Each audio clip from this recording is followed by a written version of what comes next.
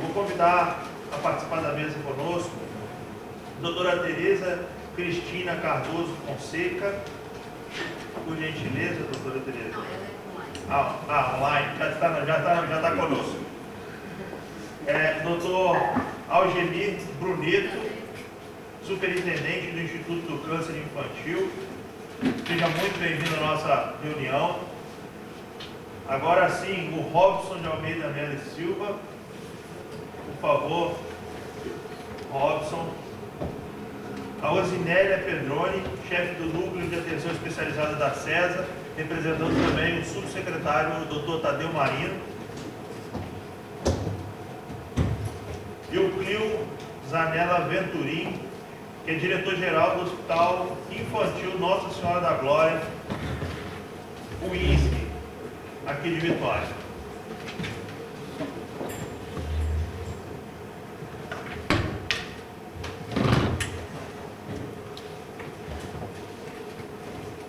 O objetivo, gente, é para todos os colegas que não me conhecem, eu sou médico, sou especialista em radioterapia e paciente com câncer sempre foi um dos grandes objetivos desse mandato de eu existir na política. Então, a primeira legislação que eu planejei foi o Estatuto do Paciente com Câncer, já é lei hoje no Estado, mas a ideia aqui é que nós possamos discutir uma legislação que abrace aos tumores, aos pacientes infanto-juvenil. E esse,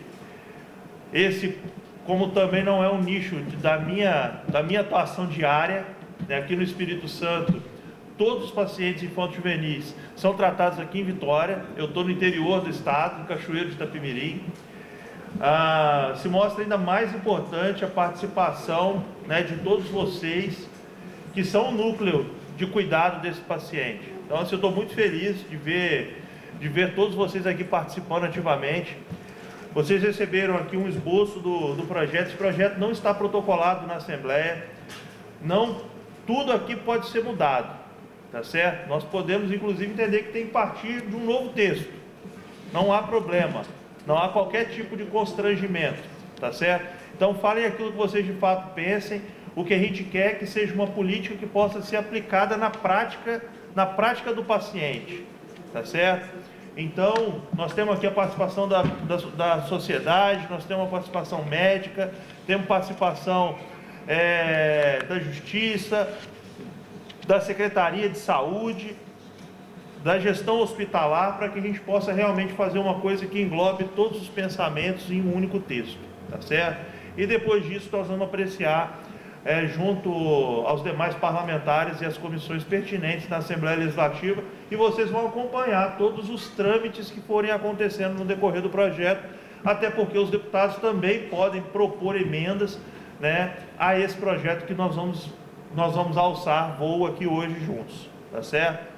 Então, com a palavra, o Robson de Almeida Melo. Cadê a sequência das falas? Doutora Valéria. Desculpa. Doutora Tereza. Espera um pouquinho só, vamos mudar aqui um pouquinho. Cadê, Leila? A sequência, Leila. Ela vai ter que sair, mas... Leila, cadê a sequência? Doutora Tereza. Coloquei aí 1, 2. Perdão. Com a fala, primeiro, a doutora Tereza Cristina Cardoso Fonseca. Por favor, doutora. Boa tarde a todos. Eu acho que, assim, meu história com o Espírito Santo é uma história que já vem de algum tempo. É um estado que a gente já tem um contato, vivenciou momentos de alegria, vivenciamos choro, vivenciamos realizações. E eu estou muito feliz de ter sido convidada. Antes, já tinha sido convidada por essa casa, na época que era presidente da Sociedade Brasileira de Oncologia Pediátrica, e hoje aqui representando a CONIAC, que é a Confederação Nacional de Instituições de Apoio e Assistência à Criança e Adolescente com Câncer do Brasil. Então, nós vamos falar um pouco desse grande desafio que é o atendimento da oncologia pediátrica no Brasil e especificamente aí também no estado do Espírito Santo. Pode passar? Quando a gente fala a oncologia pediátrica, eu acho que não passou o slide, passou você? Aí passou. Quando a gente fala da oncologia pediátrica, a gente sempre fala que o câncer da criança é diferente do câncer adulto, né? Então, a criança, ela tem um índice de cura muito grande, a taxa de cura dela pode ser acima de 80%, se nas condições ideais. Quando a gente fala da epidemiologia do câncer infantil juvenil no mundo, os dados já demonstram que essa taxa ela não é constante no mundo inteiro. Então, quando você encontra os países as crianças oriundas de países de alto índice de desenvolvimento humano, essa taxa de cura realmente é em torno de 80%. Porém, quando você tem uma criança oriunda de um país com baixo índice de desenvolvimento humano, essa taxa cai para 20%. E essa desigualdade que a gente vê no mundo, nós também encontramos no nosso país. E, em cima dessa desigualdade, houve uma iniciativa da Organização Mundial de Saúde, justamente da gente reduzir pela metade a mortalidade do câncer infantil juvenil no mundo. Então, a gente está no objetivo até 2030, nós reduzirmos essa mortalidade a aumentar a taxa de cura mais igualitária no tempo. Pode passar. E aí, quando a gente vê número, e eu sempre faço esse exercício particularmente, o número é um dado frio. Então, a gente falar 80% e 20% é um dado frio. Mas toda vez que a gente fala em número, a gente tem que estar enxergando o que está por detrás desse número. Então, o que ele traz é que, a depender de onde essa criança ela é oriunda, ela vai ter uma chance maior ou uma chance menor de cura. Então, essa desigualdade é algo que é muito injusto. E aí a gente tem que enxergar como é que está o Brasil. Pode passar. Quando a gente fala no nosso país, no Brasil, que é um país continental, você pode passar o slide, a gente vê que nós podemos não estar nos 20%, mas algumas regiões estão. E as pessoas oriundas desses locais, que têm essa taxa de cura bem menor, por que isso acontece? Por que vão ter 80% no local e 20% no outro local? Pode voltar o slide. E aí a gente vai se deparar que quando você está uma criança oriunda de um local desfavorável, socioeconomicamente falando, ela tem vários obstáculos que ela tem que vencer. Então, por exemplo, primeiro ponto, diante dos primeiros sinais e sintomas, essa suspeita, seja do familiar, seja da atenção básica, de suspeitar e saber o que fazer mediante essa suspeita. Esse acesso aos exames e esse encaminhamento dá o que nós chamamos dessa linha de cuidado, desde o início dos primeiros sinais e sintomas até esse chegada na unidade de tratamento, que o que nós queremos é o diagnóstico precoce. Então, quando você tem uma fragilidade nessa linha de cuidado, você acaba tendo um diagnóstico tardio, E aí entra a informação dos profissionais de saúde, a informação daquela família, até de um professor que pudesse estar suspeitando, até o que nós chamamos da linha de cuidado, aquele profissional da atenção básica, que tem aquela criança com aquele sinal de sintoma de suspeição, o que eu faço? Eu vou pedir um ultrassom e esperar, mas se eu peço um ultrassom no programa central de população que demora, o que eu vou fazer diante disso? Então a gente tem que ter muita clareza qual é o caminho rápido que essa criança tem para ter o acesso ao diagnóstico precoce. E às vezes essa criança, ela se perde no caminho, então não tem nem acesso ao diagnóstico, né? Então, às vezes, uma criança que está numa cidade distante do serviço de tratamento, que diante, por exemplo, daquele sinal e sintoma, é uma febre, um sangramento, essa criança morre, ela, às vezes, a estatística dela vai para uma sepsemia, para uma outra coisa, entra na estatística do campo. Aquela criança que ela tem já esse seu diagnóstico, ou a sua suspeita diagnóstico, que ela vai para a unidade de tratamento, ela tem que ter uma unidade de tratamento estruturada, né? Então, ela tem que ter essa unidade estruturada com os parâmetros, e aí dando um adendo, houve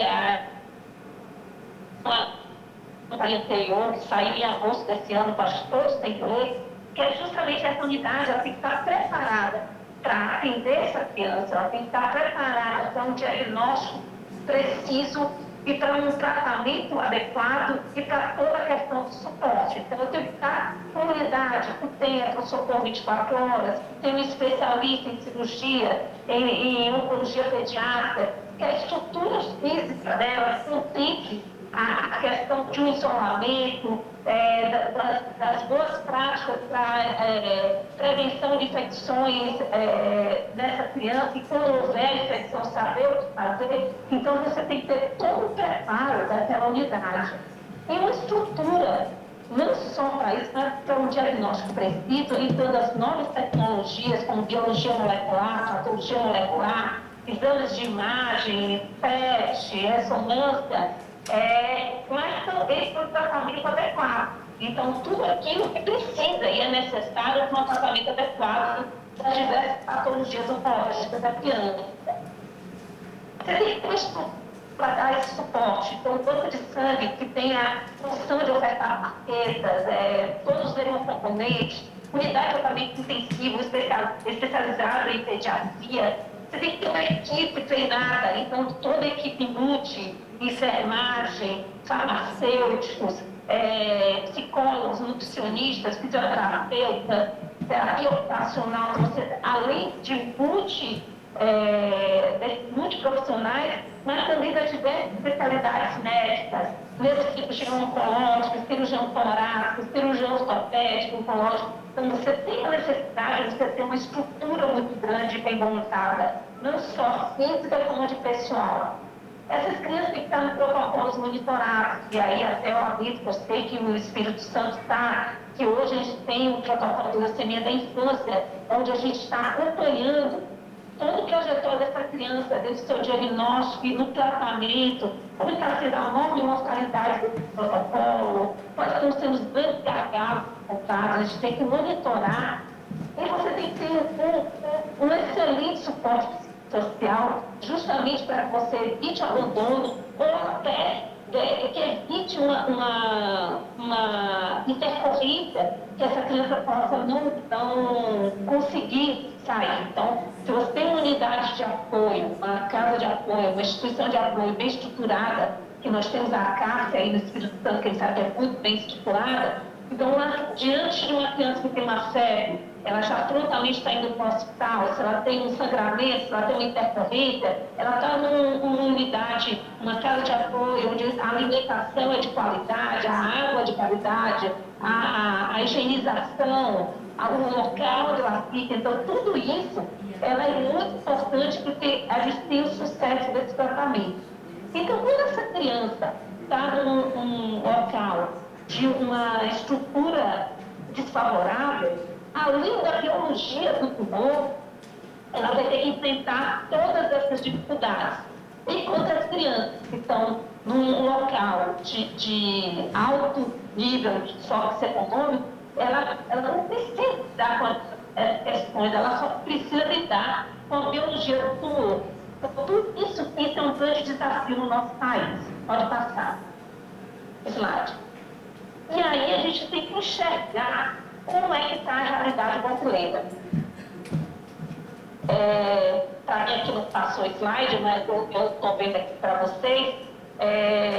Então, quando a gente tem no Brasil essa grande diferença onde você tem uma população de 0 a 19 anos, 61 milhões de pessoas, e um adendo que aí o Ministério da Saúde vai ampliar essa faixa etária para a oncologia pediátrica até 5 anos, mas hoje até 19 anos completo, 18 anos completos, onde você tem uma taxa bruta da oncologia pediátrica, 138,44 milhão de crianças, onde você tem uma estimativa de 8.460 casos novos, o Brasil corresponde quase à totalidade da América do Sul, e que você tem um sistema único de saúde, que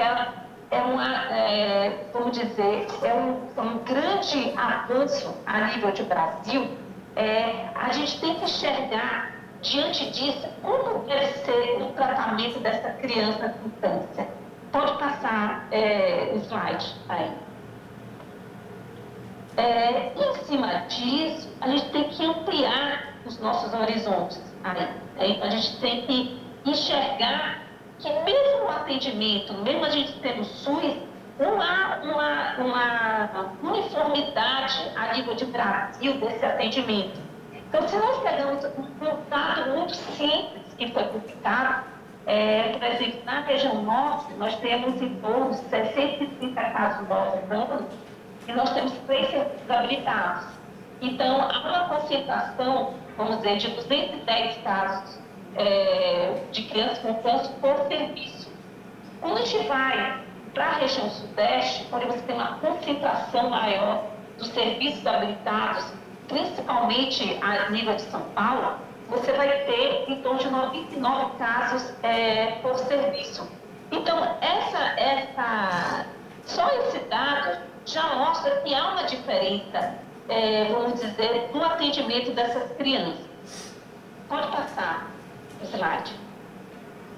E aí, quando a gente fala de Brasil, a gente tem que enxergar quem somos nós.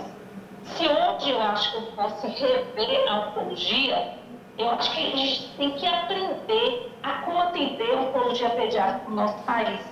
E que não pode ser simplesmente a aplicação de um modelo americano, canadense, europeu a nível de Brasil, um protocolo internacional a nível de Brasil.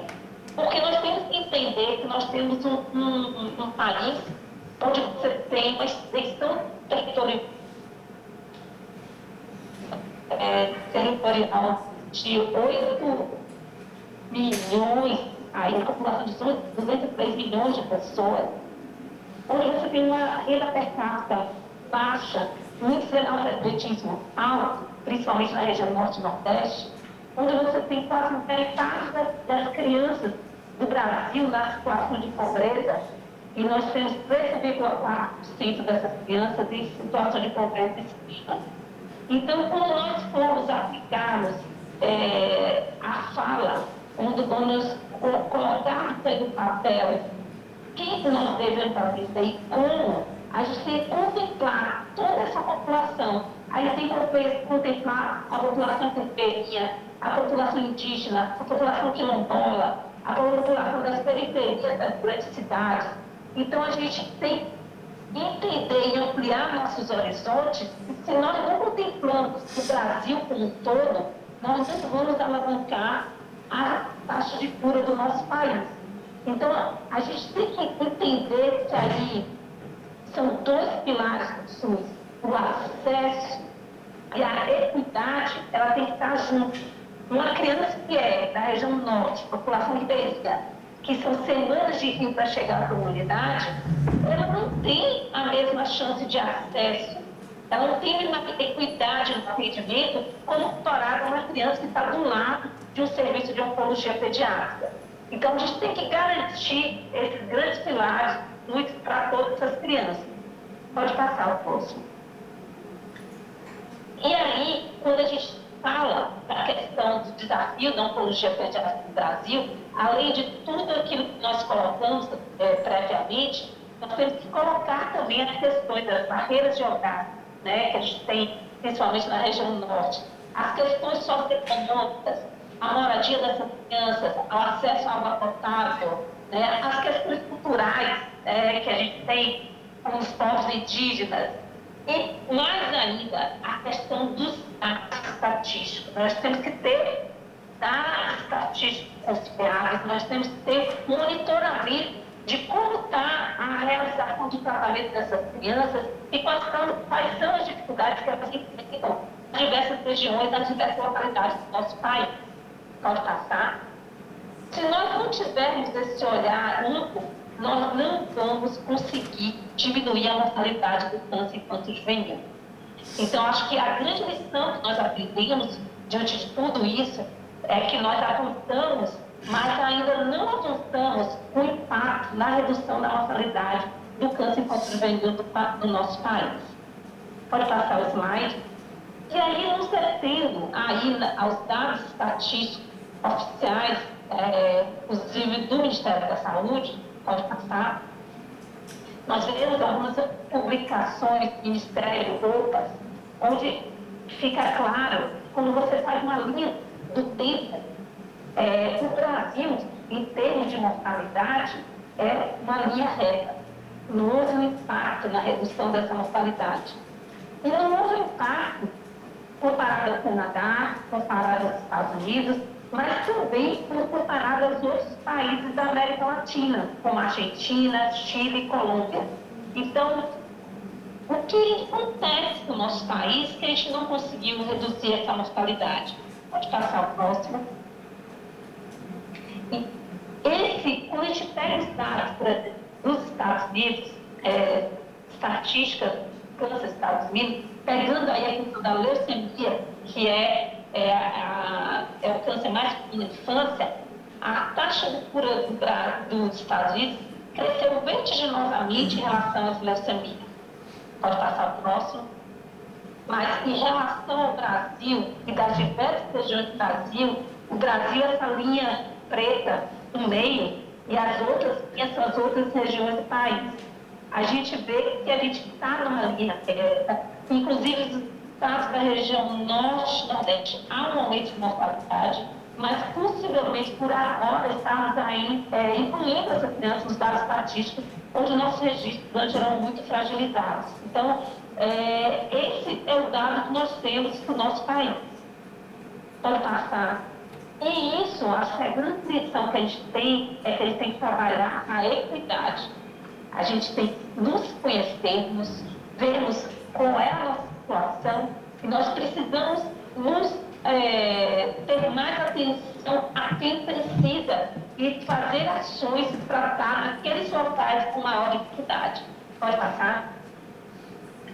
E aí, em cima disso, a gente agora está vendo a ponta do iceberg.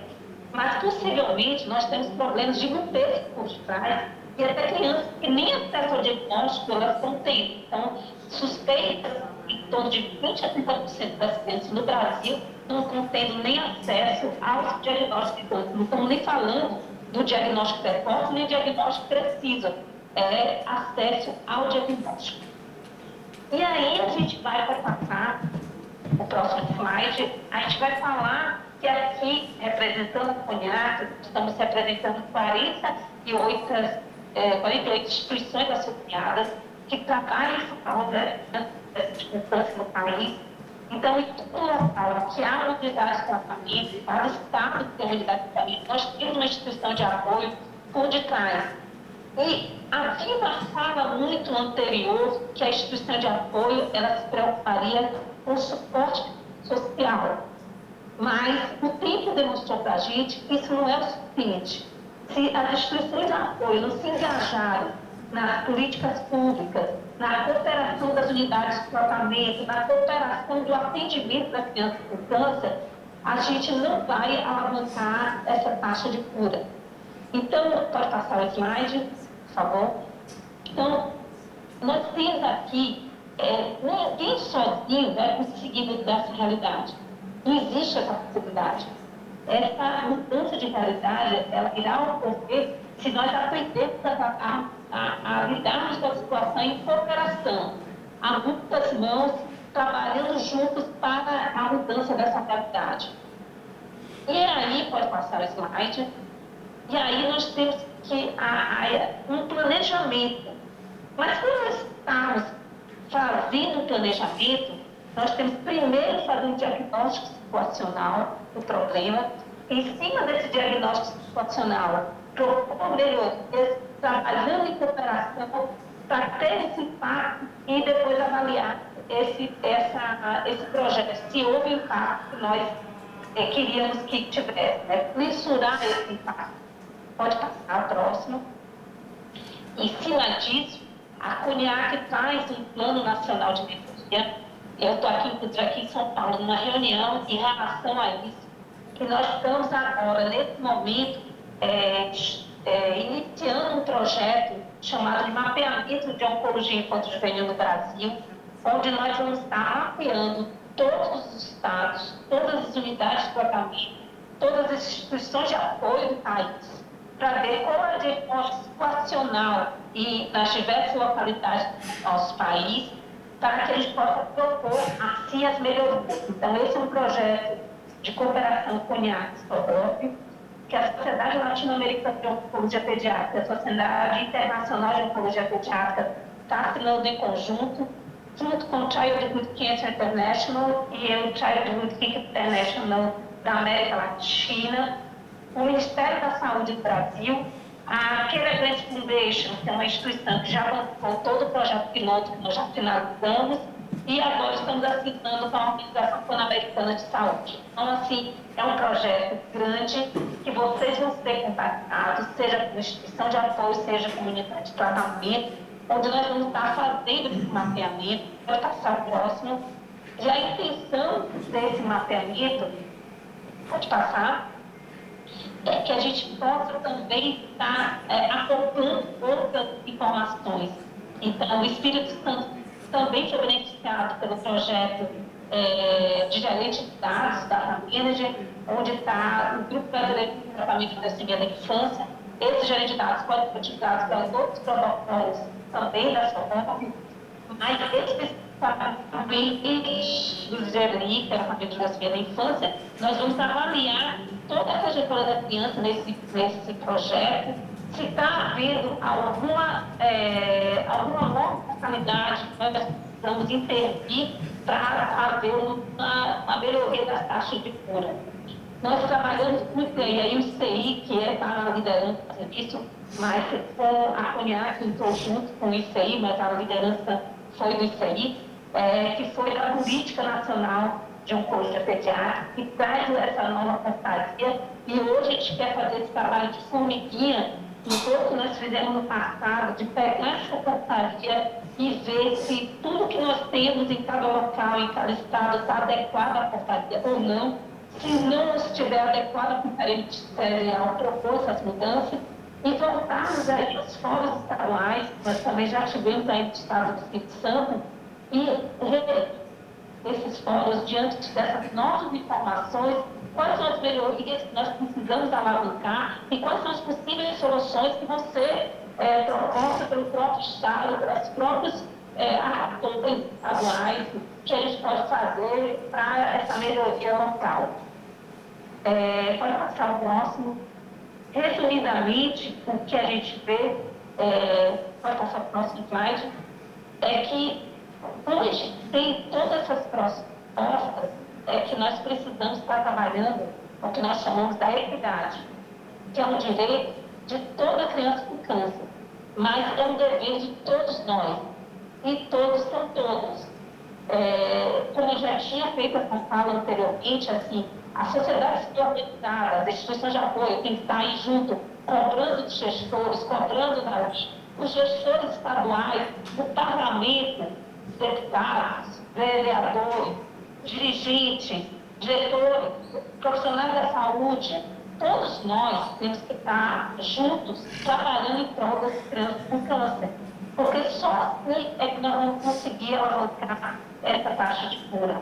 Então, o que a gente espera desses fóruns que a gente está aqui, nesse momento, de tão importância, é justamente olhar para nós, vermos quais são as nossas dificuldades e traçarmos aí projetos de melhoria para alavancar essa taxa de cura.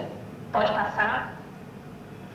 E aí, nesse momento, eu queria agradecer vocês por ter essa oportunidade aqui, mas eu vou pedir a permissão de mostrar Uma última informação, eu já tinha ter falado com o Robson aí, aquele slide que eles da planilha do Excel. Esse foi o retrato do último fórum que nós tivemos aí no Espírito Santo. Naquele momento, a questão estrutural hospitalar era uma questão que estava demandando um tratamento de urgência, e nós vimos que aquele fórum conseguiu alavancar isso, mas tinham algumas outras observações que estavam realmente precisando de melhoria, como a questão aqui dos exames de imagem, o atraso da radioterapia, a questão da regulação, a questão da neurocirurgia, dos profissionais, da dificuldade do acesso próprio. Então, que foram pautas traçadas anteriormente, que diante das mudanças e até de pandemia, não conseguiu acompanhar, inclusive essas tratações, mas eu acredito que a gente, com esse novo projeto, a gente vai estar reformulando as principais dificuldades para poder juntos estarmos trabalhando e traçando os novos objetivos, novas condutas para a melhoria do atendimento da criança e adolescente com câncer no estado do Espírito Santo, e que a gente consiga ver essa linha basal de onde nós estamos e posteriormente avaliar as nossas ações e perguntar quanto que nós crescemos e quanto foi importante a discussão e todo esse pleito aqui. Então, muito obrigada a todos vocês, eu fico à disposição. E quero agradecer mais uma vez de poder estar junto com o Estado do Espírito Santo e colocarmos que em breve nós teremos entrando em contato para podermos fazer esse projeto em conjunto. Muito obrigada.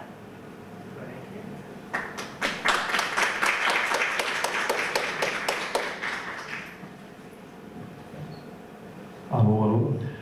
Muito bem, muito obrigado, doutora Tereza Cristina. Uma explanação muito importante, né? Que mostra que também é importante nós sabermos como é que está o Brasil para entendermos como é que nós estamos posicionados nesse sistema. E o que eu percebi que dentro do seu diagnóstico, talvez as fragilidades sociais sejam em conjunto a maior barreira que nós tenhamos que derrubar ao longo desse processo, né? De modo que é um problema multifatorial. A gente não está aqui querendo fazer mágica, né? É um problema multifatorial. As políticas sociais, as políticas de educação, tudo isso em conjunto é que vão acabar contribuindo para que a gente possa avançar também na política contra o câncer no final das contas. O que você apresentou, e ainda hoje de manhã eu estava discutindo sobre isso com uma paciente minha no consultório. É impressionante como o diagnóstico, por exemplo, do câncer de mama, nós estamos vivendo agora o Outubro Rosa. Se você está no privado, o tratamento é de tumor estágio 1 ou in situ. Sim, a maior parte dos pacientes. Quando você vai para o SUS, é tumor estágio 3, tumor estágio 2B para cima. É difícil você ter um tumor estágio 1, tumor inicial. Então, na doença pediátrica, olha que eu estou falando do câncer de mama, que é o tumor que está aí em tudo quanto é parede, prédio pintado de rosa, a gente falando de câncer de mama toda hora, a TV falando, camisa rosa para toda a cidade. Todo mundo sabe que mulheres de 50 a 69 anos devem fazer a mamografia, tem mamografia no sistema, e ainda assim a gente não consegue avançar com o diagnóstico precoce da maneira como a gente gostaria na saúde privada, né? Mas vamos ouvir a opinião dos demais participantes, mas realmente é um desafio que a gente tem para vencer, que não vai ser tão simples quanto parece. Eu vou conferir a palavra ao Dr. Algemir Bruneto, que é superintendente do Instituto do Câncer Infantil. Por favor, doutor Algemir, com a palavra. Muito boa tarde, deputado Bruno Rezende. Boa tarde a todos os que participam aqui desse encontro. Quero, ao saudar o deputado, saudar os demais componentes desse encontro, parabenizar o deputado pela iniciativa louvável de propor um projeto de lei que permita evoluir para ter no Estado do Espírito Santo uma política específica de combate ao câncer infantil. Não sei se está presente, mas saúdo o secretário estadual da Saúde, Dr. Miguel Neto. Gostaria de dizer a ele, ou alguém que o represente hoje, que teremos, o ano que vem, o Encontro Nacional do CONAS aqui no Rio Grande do Sul. É nossa intenção ter os deputados estaduais aliados, como parece estar acontecendo aí no estado do Espírito Santo. Então, quero parabenizar o secretário e os demais membros da secretaria, fazer uma saudação também à doutora Inês, né, que representa a Promotoria de Justiça, sempre muito vigilante e importante nesses processos de mudança, especialmente na área da saúde. Ao caro Dr. Robson, aí, presidente do Conselho Deliberativo da CASSE, que faz um trabalho lindo em Vitória, e o presidente Francisco, né, juntamente com os demais membros aí não só da CASSE, mas do hospital, né? Eu tenho uma relação antiga já com a doutora Tânia, fomos colegas de muitos anos do Conselho Científico do Instituto Ronald McDonald. Hoje tive a oportunidade de conversar novamente com ela, conheci a doutora Glaucia e o doutor Carlos Magno. Acho que é uma alegria poder saber que Vitória está tão servida, tão bem servida de profissionais muito comprometidos com a causa. Eu acho que essa é uma vantagem muito grande que o Estado do Espírito Santo tem. Então, eu vou fazer uma abordagem que vou pedir desculpas, porque em função de estar em trânsito, a doutora Virgínia vai me ajudar com a passagem dos slides. Então, o nosso tema hoje, sim, tem muito a ver com políticas públicas, mas tem a ver muito com um conceito equivocadamente entendido, principalmente no meio político, da importância da centralização do atendimento em oncologia de crianças e adolescentes. As crianças com câncer e adolescentes precisam ser tratadas em centros de excelência. Não é como oncologia de adulto, que tem o mesmo nome, mas é uma doença muito distinta, que pode haver uma descentralização e muitas patologias que nem exigem alta complexidade, o termo absoluto da palavra, mas a oncologia pediátrica tem um perfil fundamental para que a criança tenha maior chance de cura. Ela precisa ser tratada num centro de excelência e que, obviamente, próximo, Virgínia, o diagnóstico seja o mais cedo possível. Quando falo da importância da centralização, ilustro com essa informação que é do próprio INCA.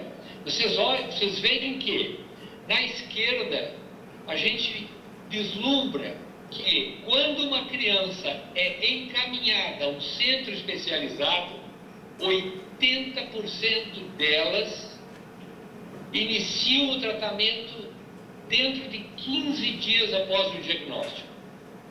Quando uma criança com a mesma doença encaminhada, como vocês veem na coluna da direita, a um centro não especializado, somente 25% delas iniciam o tratamento dentro de 2 semanas.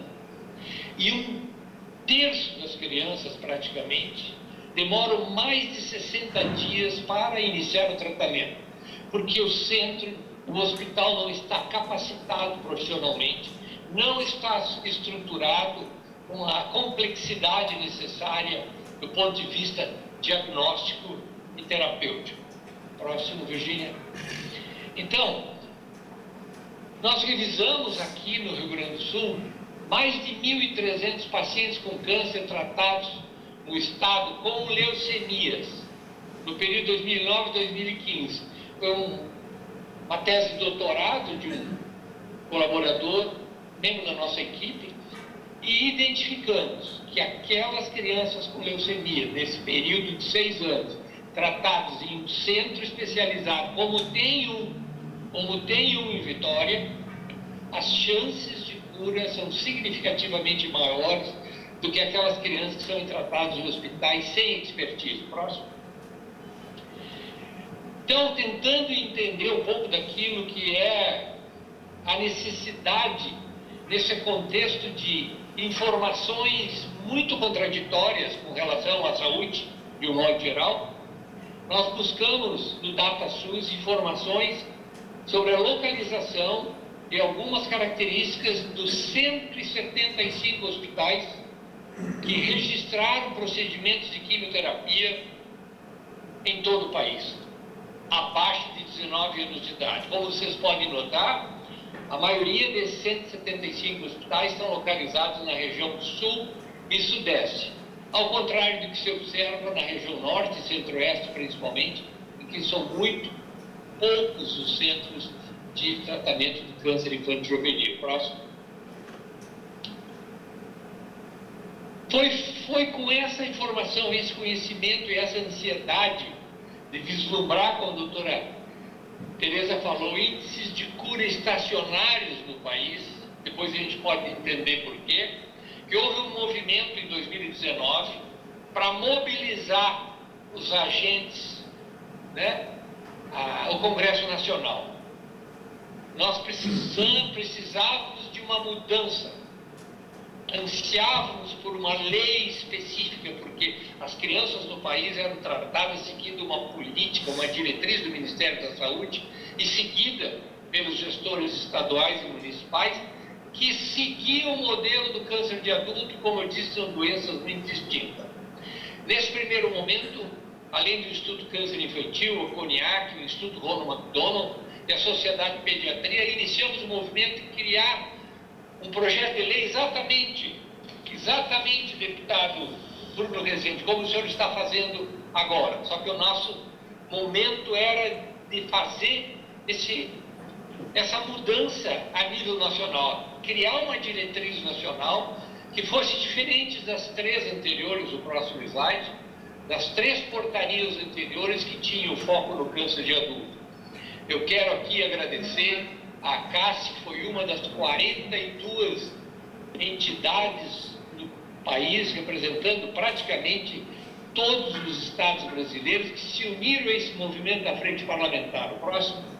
E fruto da ajuda de cada um, nós mobilizamos, todos os líderes partidários foram contactados, deputado, e fruto dessa sintonia com as entidades, os movimentos regionais, nós conseguimos a adesão de 339 deputados à Câmara Federal, próximo, e fruto desse movimento foi aprovado por unanimidade, tanto nas comissões de cidadania e na CCJ, na Câmara dos Deputados, depois do Senado, e em 2022, menos de 3 anos depois do movimento, mesmo no período de pandemia, tivemos a publicação da nova lei que contempla aí, eu não vou entrar em detalhes, porque isso é de conhecimento público próximo, mas foi sim uma oportunidade de criar um espaço para que a gente tivesse uma lei. E fruto dessa lei também, o movimento das instituições, junto ao Ministério da Saúde, junto à Comissão Tripartite, para que houvesse aprovação de uma proposta de nova portaria que passou pelo CONSINCA, por unanimidade também, e no mês retrasado, 28 de agosto, temos aí agora no país, nessa tão esperada nova portaria, que tem pela primeira vez um olhar mais pontual e específico para as crianças e adolescentes. O próximo. O resumo da portaria tem a ver que agora os estados têm o dever. E eu saúdo o deputado, a Secretaria da Saúde, por praticamente se antecipar. A lei está aí, mas o movimento de vocês é anterior. No sentido de vocês reconhecer a importância de que o Estado tenha, né, assim, uma definição mais clara dos serviços que são acreditados, das justificativas, né, para que a gente possa repactuar as habilitações existentes, para que os pacientes tenham um mínimo daquilo que está contemplado na portaria. Próximo.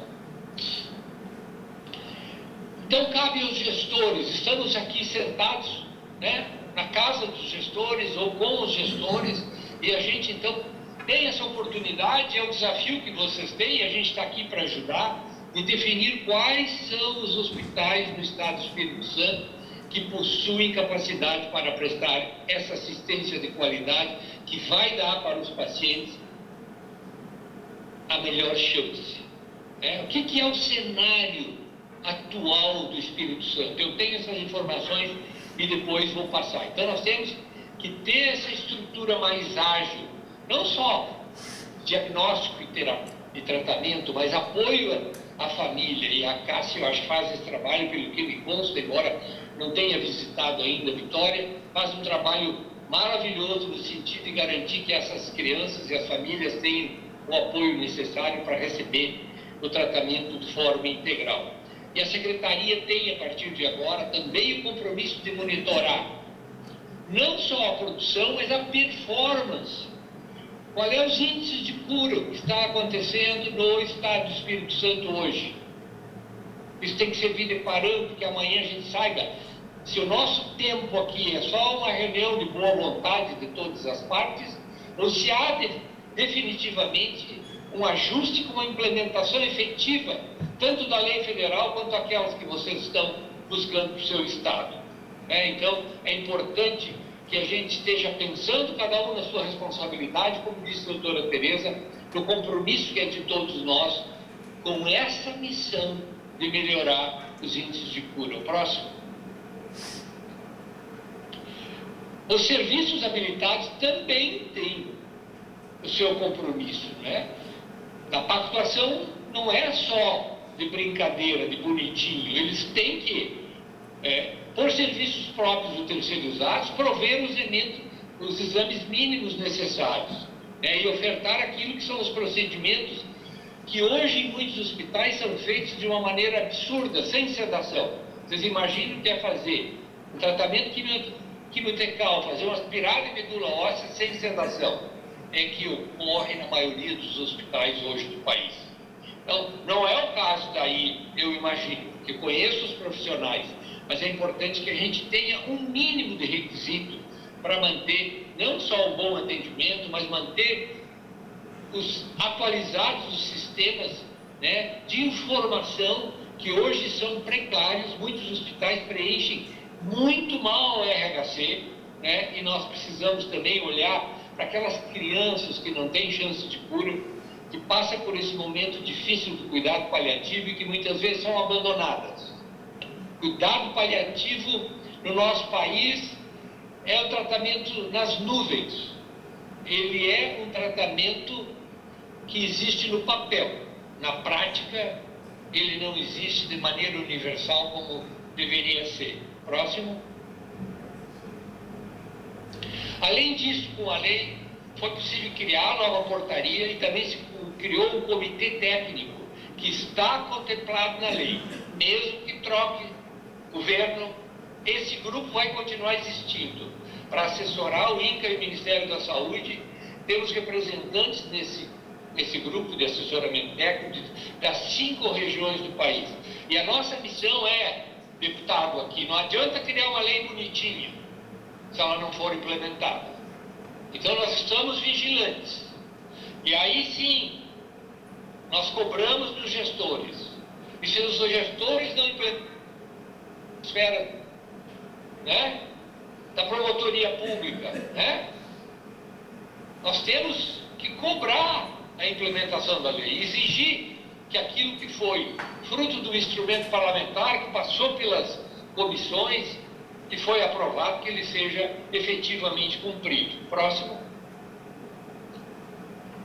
Então, assim, olhando aqui, Espírito Santo tem 7 centros de oncologia pediátrica, 2 em Vitória e 5 no interior. Quantos atendem os novos requisitos que estão aqui na frente? Posso deixar um tempinho para vocês olhar. Consegue ver aí, deputado? Sim, sim. Então, nós precisamos que os hospitais se estruturem para ter essa condição, porque é uma condição mínima, não é nada demais. Nós precisamos dar para cada criança aquilo que eu falei, o tratamento com a melhor chance de cura. Próximo. E os gestores estaduais aqui, agora saímos da esfera federal, estadual ou para a esfera municipal, quando os municípios, né, as capitais principalmente, têm gestão plena. Né? Então nós temos que definir isso. Qual é o papel daqueles estados que não têm hospital que atende crianças com câncer? O que os seus deputados pensam? O que o seu secretário de saúde e o seu governador pensa daquela criança que precisa de tratamento em outro estado? É uma cobrança que a sociedade tem que fazer. Eu acho que nós vamos ter que evoluir como sociedade para, de fato, exigir que aquilo que se postula em leis, elas, de fato, sejam transformadas em realidade. Então, nós estamos desenvolvendo um projeto estimulando que esse centro mais estruturado de cada estado, pelo menos um, ele desenvolva um programa de telemedicina, porque o programa de telemedicina é fundamental, não só para discutir o caso entre o profissional da rede básica ou o especialista, mas é importante que ele sirva de um espaço de rápido encaminhamento, que facilite a regulação. Hoje o processo de regulação dos estados e dos municípios é muito complexo. Ele passa muitas vezes por uma lentidão que leva o paciente para uma fila, e ele leva um mês numa fila de ortopedia por um tumor ósseo, ou 2 meses numa fila de neurocirurgia para aguardar uma avaliação de um tumor, até ser encaminhado para a fila certa, que é da oncologia pediátrica. Então nós precisamos mudar. E nós temos aqui, depois a doutora Virgínia talvez fale, porque ela fala com mais propriedade que eu, sobre o nosso programa de telemedicina, que eu gostaria de colocar à disposição, deputado, colocar à disposição do secretário, né, o secretário Miguel Paulo Duarte Neto, se ele julgar oportuno a gente colaborar para que isso também possa facilitar a regulação do Estado. Então aqui no Rio Grande do Sul, e me parece que isso, em parte pelo menos, inspirou os amigos aí de Vitória, do Espírito Santo, também criamos uma lei estadual. A nossa foi anterior à lei federal. Então, assim, a gente se antecipou, porque tinha um diálogo muito aberto e muito franco com os gestores públicos. A gente já sabia, a gente sabe há 30 anos o que é a carência. Só que era um sonho que se transformou em realidade. Eu espero que essa lei 15.513 de agosto de 2020 tenha, de certa forma, contribuído nessa minuta de projeto de lei que está tramitando, que vai tramitar aí na Assembleia Legislativa do Espírito Santo. Próximo. Nós temos aqui uma plataforma de telemedicina, o 0800, não sei se tem a possibilidade, Virgínia, de rapidamente passar para que eles entendam como isso funciona. Permite que a rede básica dos profissionais da saúde acessem essa plataforma, tenham informação e verifique se o seu caso lá no posto de saúde é compatível com sinais e sintomas de câncer. Se ela tem dúvida, ela liga para o 0800 e fala com a doutora Virgínia ou alguém da equipe que ajuda a esclarecer. Se tiver necessidade de compartilhar exames de imagem, como uma tomografia, uma ressonância ou exame de qualquer natureza, pode ser enviado ao especialista por essa plataforma, e uma vez feito a suspeita de câncer ou diagnóstico confirmado, ele é prontamente, no dia, encaminhado a um dos nossos hospitais de referência. Próximo. E agora eu vou me permitir os últimos minutos do meu tempo a compartilhar com vocês aqui desse longínquo estado do Rio Grande do Sul, mas que conectados pela internet a gente consegue se aproximar. Então nós, com a ajuda de muitos profissionais competentes aqui da nossa equipe de TI e da doutora Virgínia, tivemos acesso ao painel de oncologia do DataSUS. Olhamos para cada um desses 175 hospitais, porque nós queríamos entender o cenário de cada estado, a realidade de cada estado, até porque nós tivemos a oportunidade de sermos contemplados com um recurso público, um recurso da iniciativa privada muito expressivo para instrumentalizar, para capacitar e para ampliar com reformas, com equipamentos, 10 centros do país que venham a formar uma rede nacional integrada para que a gente possa ampliar a rede atual existente.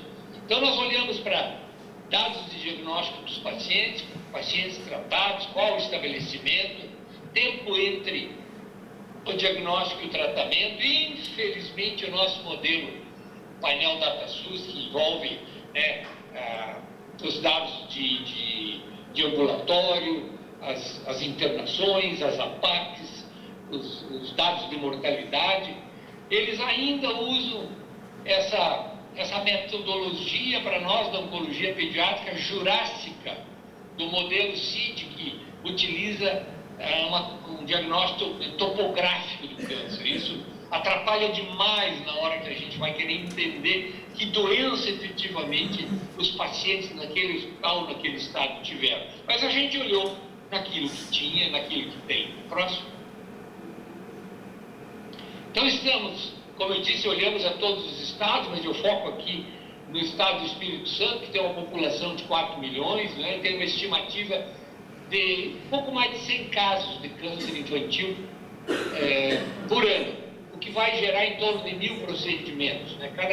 Cada paciente gera em torno de 9 procedimentos de quimioterapia. Estou falando especificamente de quimioterapia, que é o que nós examinamos, que nós queríamos chegar exatamente na realidade do atendimento dos pacientes com diagnóstico de câncer tratados com quimioterapia. Então, temos aqui Vitória, que tem 3 hospitais, vejo aqui que é o hospital mais conhecido, né, infantil Nossa Senhora da Glória, que registrou 1.129 procedimentos em 2021.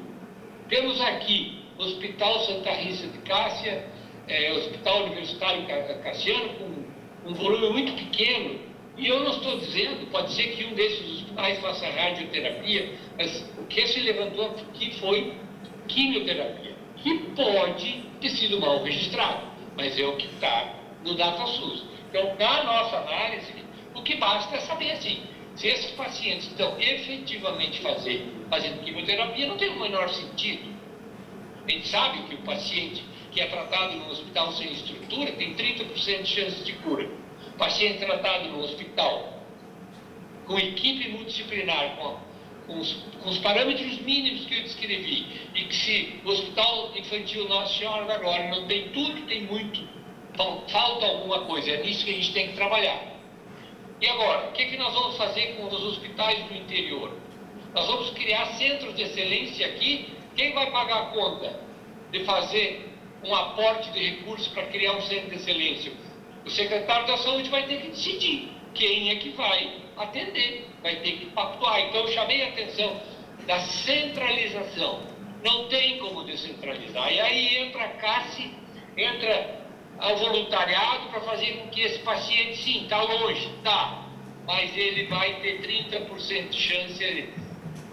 Eu estou aqui fazendo uma interpretação, não quero fazer um julgamento de que este ou aquele hospital não tem uma boa performance, a não ser que ele me prove por alguma comprovação de sobrevida da sua casuística, que vale a pena.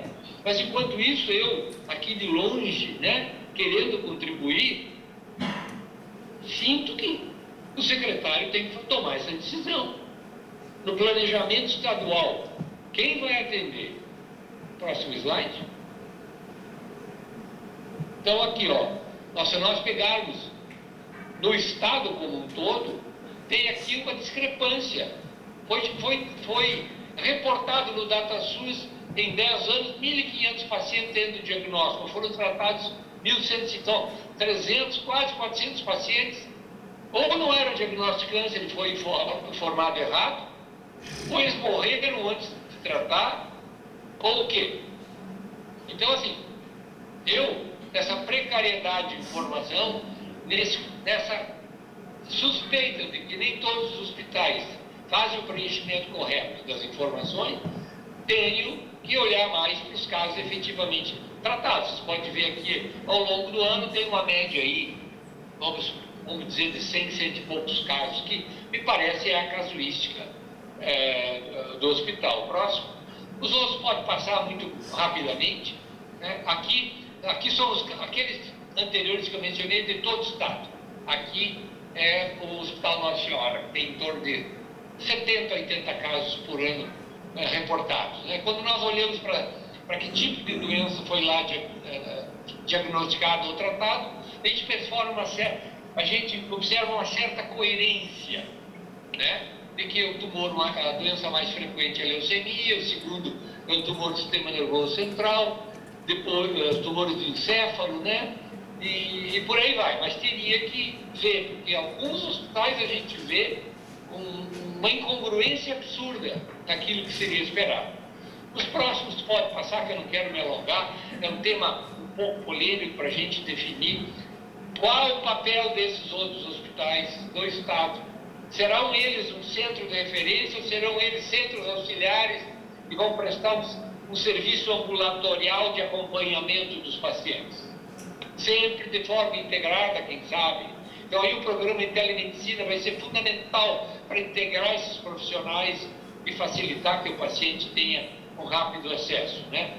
Então, eu quero dizer aqui, para finalizar, que temos 2 desafios mínimos aí, deputados, secretário, colegas, né? Um é essa definição. Eu tenho certeza que vocês têm inteligência, sabedoria, conhecimento e sensibilidade para que esse projeto de lei que vai tramitar, ele contemple algo que seja específico para o Estado do Espírito Santo, que vai ser diferente de São Paulo, de Minas, do Acre, e isso é uma coisa que, para ser um belo projeto, deputado, tem que ser feito a 4 mãos. Não pode ser feito por um político. Por mais que eu respeite o médico, o radioterapeuta, o conhecimento dos técnicos de oncologia pediátrica é fundamental. Eu sei que o senhor não está fazendo na sua cabeça.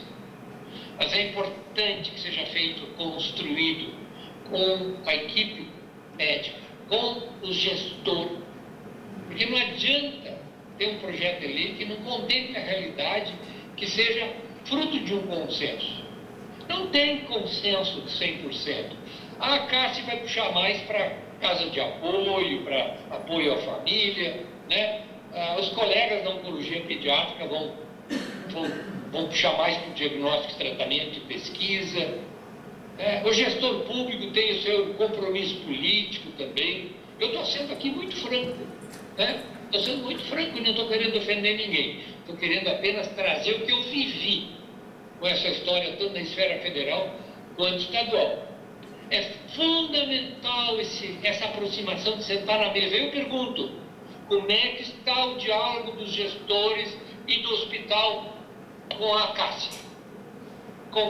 Conversam, sentam na mesa, ou tem anticorpos, tem mal-entendidos e tem problemas como ocorre em muitos lugares. Não adianta ter uma lei bonita se não houver diálogo que leve à implementação da lei.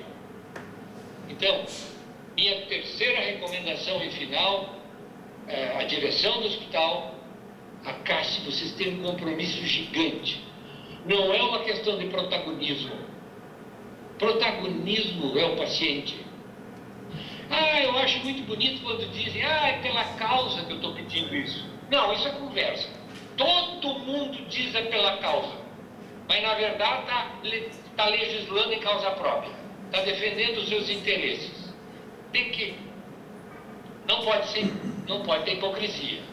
Se está pela causa, tenha a sensibilidade de sentar e conversar. Pode ser que não seja o caso, pode ser que Vitória, Espírito Santo, seja um universo de muita paz, de muita harmonia, de muito diálogo, que tudo é fácil. Aí então, se é o caso, eu parabenizo vocês. Se não for o caso, o meu depoimento que seja de alguma utilidade para que você sente ao redor de uma mesa, ajude o deputado que tem uma boa vontade. Tenho certeza que, pelo que a Secretaria da Saúde já vem fazendo, é um hospital estadual, minha gente. Olha que iniciativa bela da Secretaria da Saúde, abrindo a porta para esse diálogo. Muitos gestores não querem nem receber, ou se recebem, atendem, dão os tapinhas nas costas, nós vamos embora e eles vão para as outras prioridades. Então vocês têm uma oportunidade rara nesse país de fazer a diferença. E não entendo como uma crítica, eu falo sempre com um pouco de ênfase, deputado, mas a minha vontade é de contribuir e fazer a diferença. Se a gente puder ser de alguma utilidade aqui no nosso rincão gaúcho, né? Eu acho que aqui nós temos divergências frequentes também, que começa com a nossa dupla Grenal, né? Gremista não se dá com o Colorado, tem os da esquerda, os da direita, tem um monte de divergência, mas quando é câncer infantil, nós sentamos na mesa e conversamos. Então, não somos melhor que ninguém, só a dor nos ensinou que não tem outro caminho. Ou a gente conversa, cede e se entende, ou quem sai prejudicado são as crianças. Muito obrigado pelo convite. Desculpe se eu me alonguei, caríssimo deputado. Um abraço a todos vocês.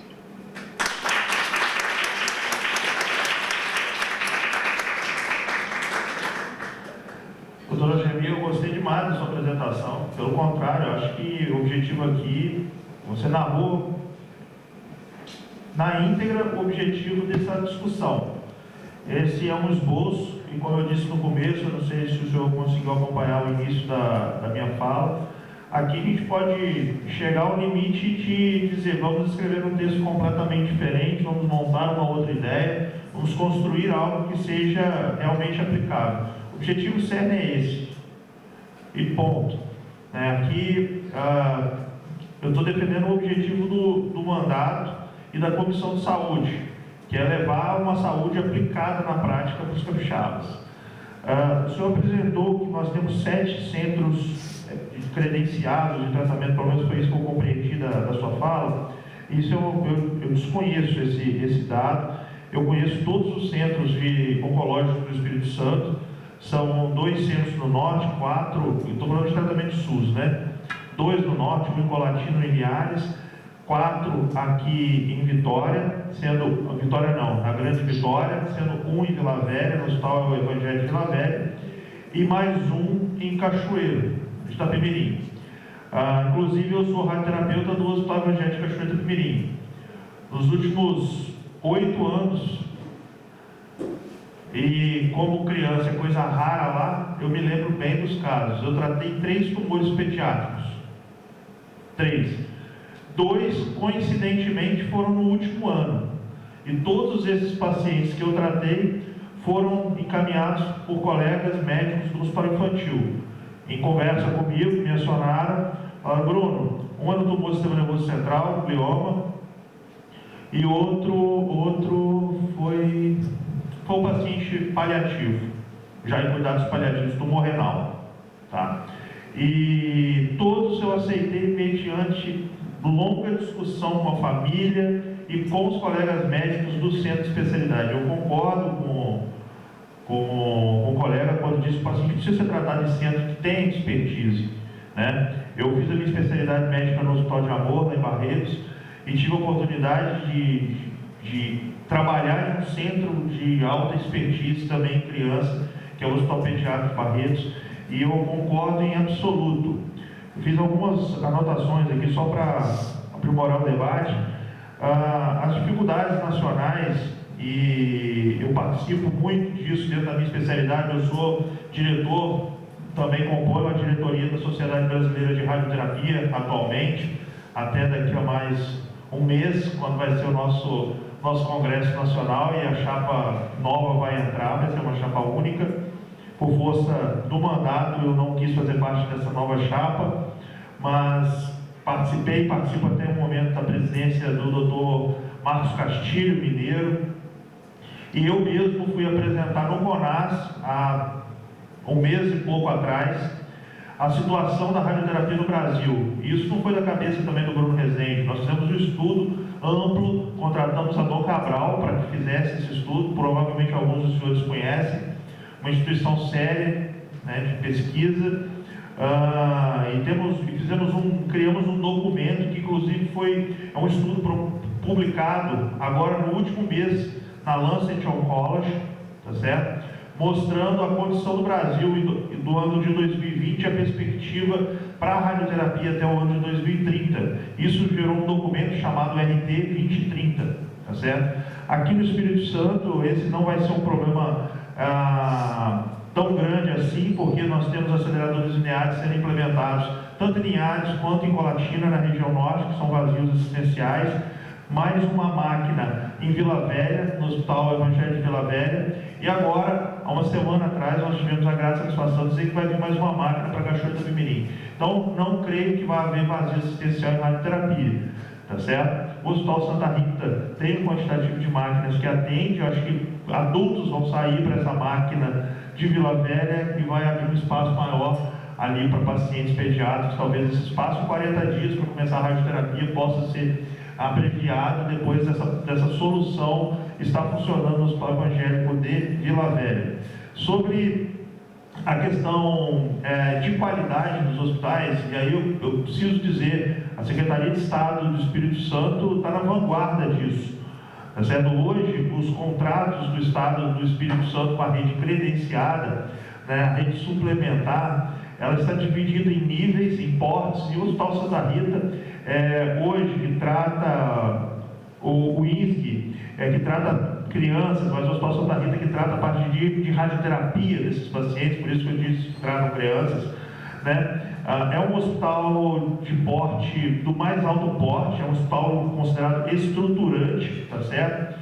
E o custeio desses tratamentos, quando os estudantes precisam ficar internados, ele é totalmente diferente, ele não é simplesmente por uma APAC ou enfim, por diárias por procedimentos, eles são por diárias, é tudo padronizado por diárias, tá certo? E essa padronização, o principal ponto de corte hoje da rede credenciada é o DRG. O DRG é um indicador de qualidade, tá certo? Que visa o giro de leito, a efetividade do uso desse leito. Inclusive, a rede toda está sendo contratualmente cobrada a ser acreditada. Os hospitais de maior porte, eles precisam ter acreditação ONA, nível 3, num tempo definido. Inclusive, a acreditação já está acontecendo em todos esses hospitais, tá certo? O Hospital Evangélico de Cachoeira do Itapemirim já anunciou há um mês atrás a acreditação nível 1. O Hospital Evangélico de Vila Velha já é acreditado nível 3, se não me falha a memória. E todos os outros hospitais da rede precisarão ser acreditados. O Clio está aqui, é o gestor do Hospital Infantil, sabe que eu sou um árduo defensor e cobrador de que a rede própria do Estado se submeta aos mesmos critérios da rede filantrópica. Eu tenho cobrado sistematicamente, inclusive cobrei esta semana, falei com o Clio, que a orelha dele deve ter queimado, eu falei dele na reunião, mas falei bem, tá, Clio? Que nós precisamos implementar as melhorias e os indicadores nos hospitais da rede própria, e aí vai na veia, vamos dizer assim, do que a gente está tratando aqui hoje. Então, a implementação tanto do DRG quanto da acreditação precisam começar, a implementação do prontuário eletrônico, da telemedicina, enfim, todos esses pontos estão sendo tratados concomitantemente a essa discussão que nós estamos tendo aqui.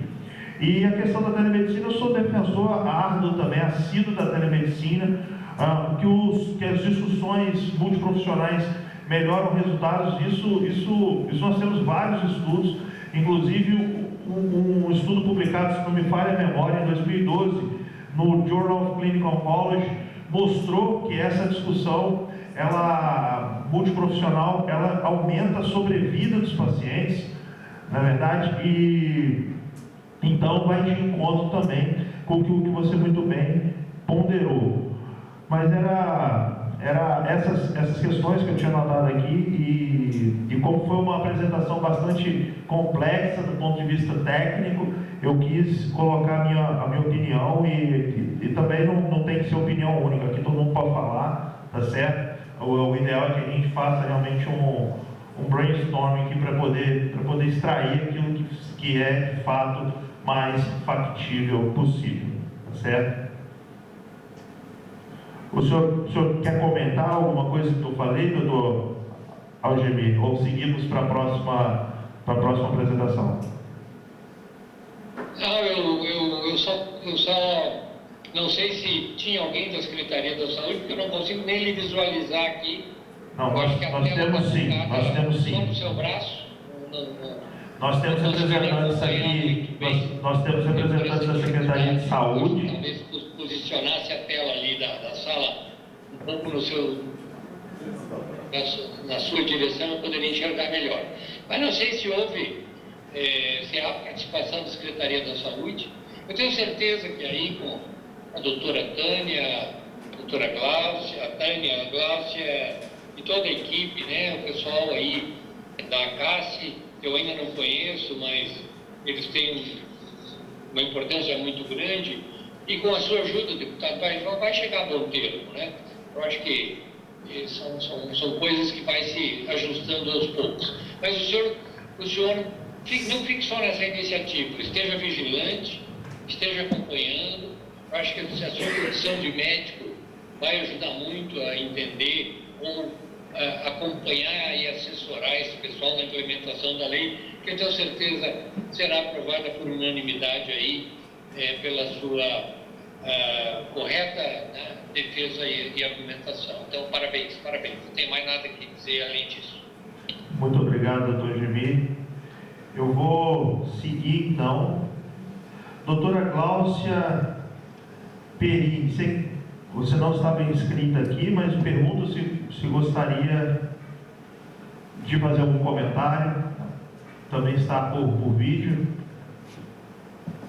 Bom, obrigada pelo convite e é uma alegria muito grande poder ouvir a doutora Algemir, doutora Tereza, né, com tanta sabedoria, tanto ensinamento para a gente, né, uma visão tão ampla e abrangente e importante, né, e a gente pode aprender muita coisa com eles, né. Bom, acho que com tudo que a gente viu aqui, a gente entende que a oncologia pediátrica é uma área extremamente complexa, né? A gente viu isso, né? A gente sabe das metas da frente parlamentar que o Dr. Algemir falou. A frente parlamentar, ela abrange toda essa complexidade, mas cada meta, né, dessa frente parlamentar precisa ser exaustivamente trabalhada e desenvolvida, né, no nosso serviço, né?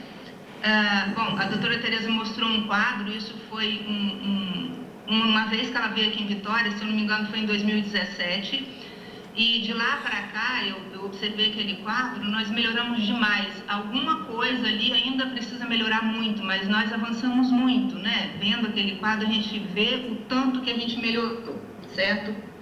Bom, mas tem muita coisa ainda para a gente fazer, e essa visão da gente centralizar no nosso hospital, eu não tenho dúvida nenhuma de que é isso que tem que ser feito, né?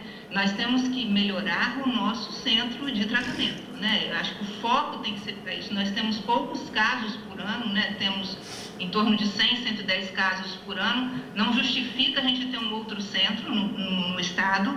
O que a gente tem que fazer é focar em melhorias para o nosso hospital, né? Assim, eu sou oncologista, tem mais de 30 anos que eu lido com isso e tudo, e assim, a gente aceita determinadas mortes em algumas crianças, sabe? Não, uma criança que tem neuroblastoma, que intratável, e a gente então tenta amenizar o tratamento e fazer com que ela sofra o mínimo possível, mas a gente sabe que a morte é inevitável.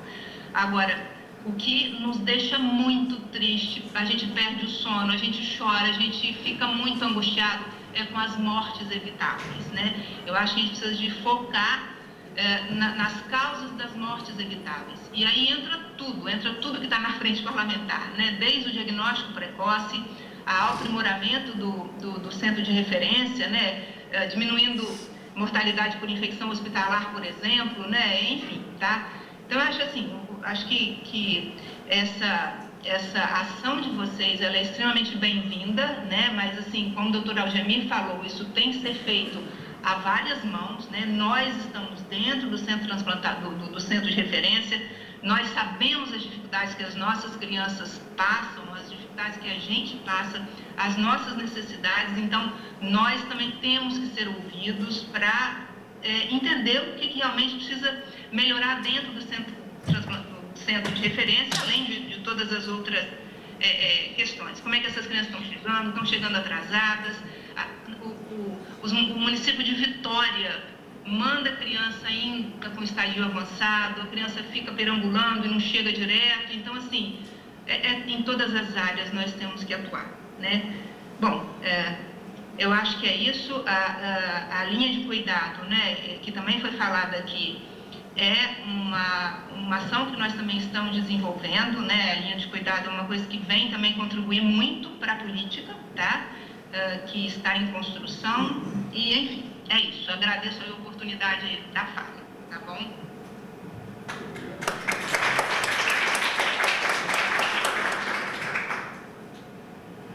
Muito bem, doutora Gláucia. Acho que, mais uma vez, assim, batendo na tecla, aqui não serão só 4 mãos, será uma legião de colegas, de participantes que vão construir esse próximo passo da política pública juntos. Eu tive o prazer de estar no hospital infantil já algumas vezes, acho que o Clio já está até correndo de mim na rua, né, Clio? Mas o objetivo é escutá-los realmente, e a gente fazer uma coisa que não seja do Bruno. Não tem que ser do Bruno, eu sou um vetor e um catalisador. Né? Eu sou um vetor e um catalisador, sou aquele que vai levar a ideia que nós vamos construir aqui juntos e vai catalisar para que o processo aconteça mais rápido e chegue de fato mais rapidamente aos nossos pacientes. Nada mais do que isso. O projeto não vai ser meu, o projeto vai ser de vocês, vai ser de todos vocês. Vamos seguir agora com o nosso líder, o Robson de Almeida Mello, com a palavra, Robson. Nosso anfitrião, inclusive, eu aproveito para agradecer a cordialidade de receber aqui a Comissão de Saúde, viu, Robson? Vocês que são parceiros tão queridos, e é uma honra para mim estar aqui hoje. Queria que você soubesse que a CASSE é uma casa que eu considero nossa também. Bem, deputado Bruno, prazer grande, muito boa tarde a todos, a quem está lá de longe, doutora Algeni, né? Doutora Gláucia, doutora Tereza, doutora Virgínia, prazer grande estar com vocês e recebê-los, né, de certa forma, aqui na casa.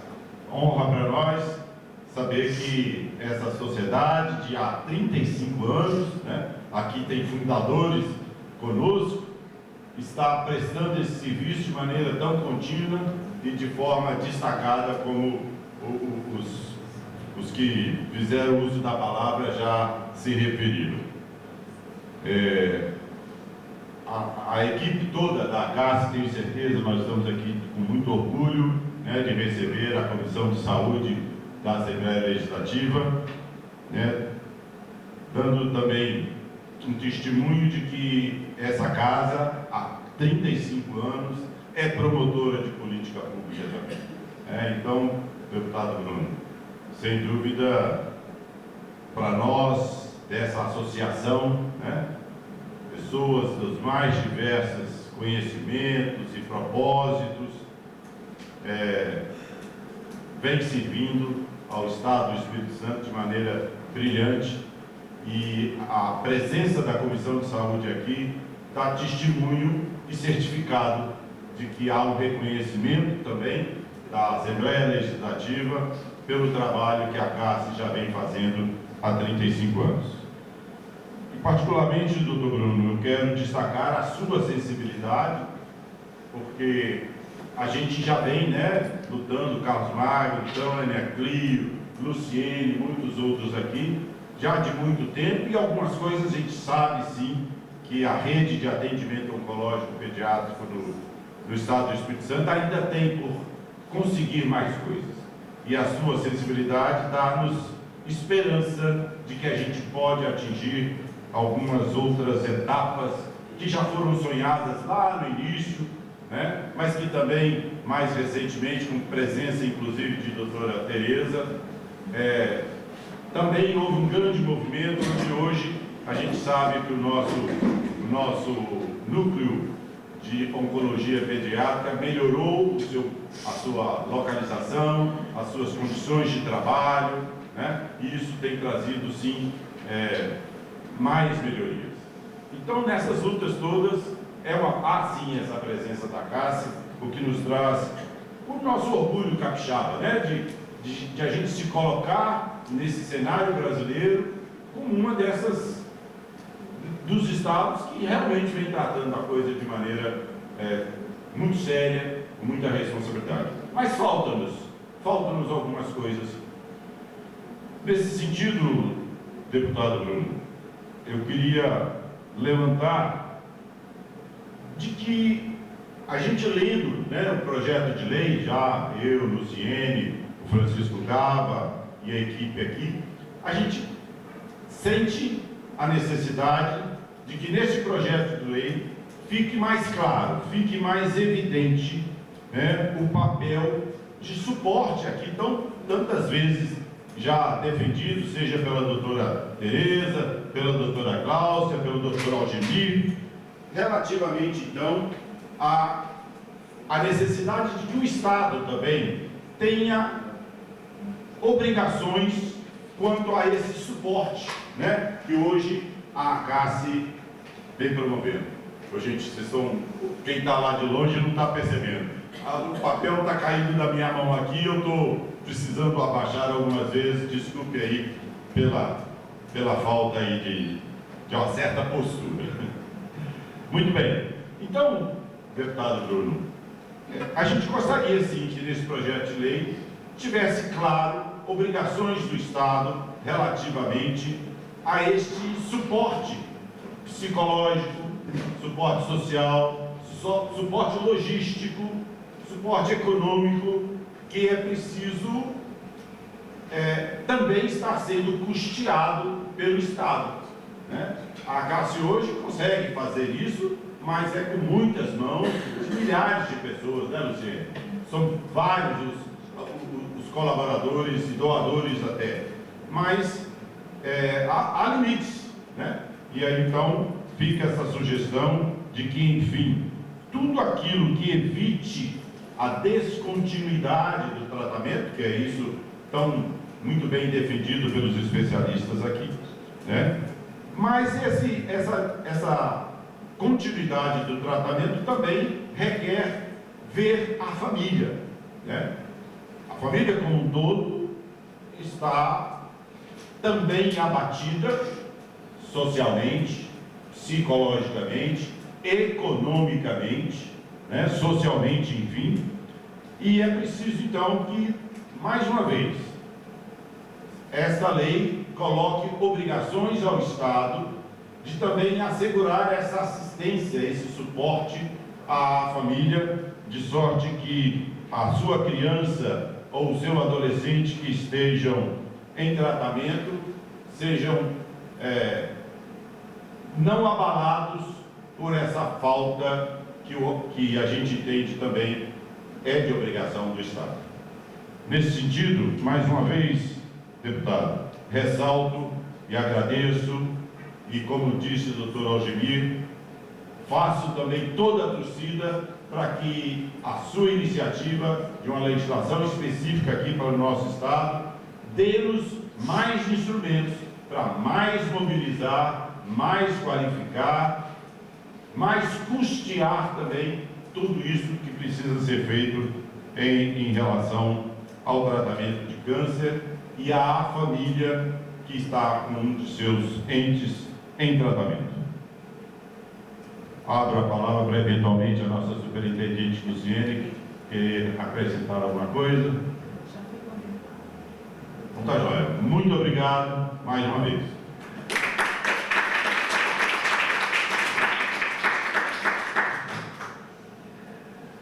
Muito bem. Eu absolutamente concordo com você, Robson. A partir de costeira, tudo que eu gostaria de colocar num projeto de lei para que o Estado pudesse cumprir. mas infelizmente é inconstitucional.